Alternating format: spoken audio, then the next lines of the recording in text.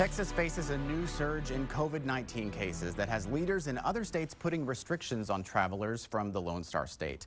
The governors of New York, New Jersey, and Connecticut announced mandatory 14-day quarantines for visitors from Texas and 8 other states considered coronavirus hotspots. John Engel reports on what you should know before heading to the airport and how the restrictions will be enforced. Well, let's think back to March when it was Texas that was telling travelers of New York, Connecticut, and New Jersey that it was them who had to quarantine for 14 days once they got here because cases were surging. Well, tables have turned as we continue to see cases rise here in Texas.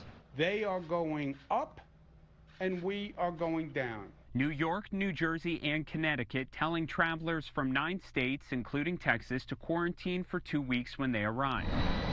Don't expect changes at ABIA. Travelers said they understand the decision, but will steer clear. Probably wouldn't put myself in that position. Yeah. In New York, failing to quarantine could lead to a court-mandated quarantine and a $1,000 fine for the first violation, saying New Yorkers can report travelers to their local health department.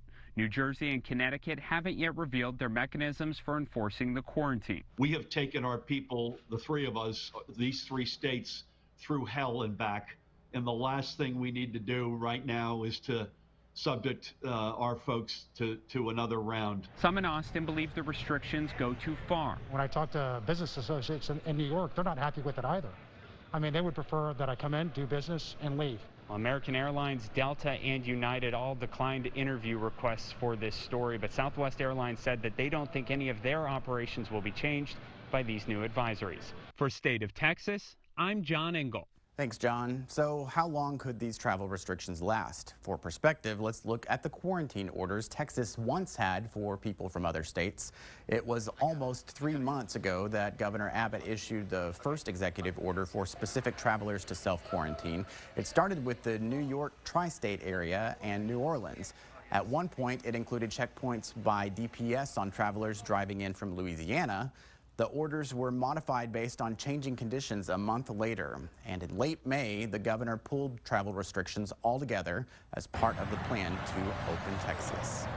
Thank you again for joining us for State of Texas. I'm Josh Hinkle. We'll be back next week to bring you an in-depth look at Texas politics.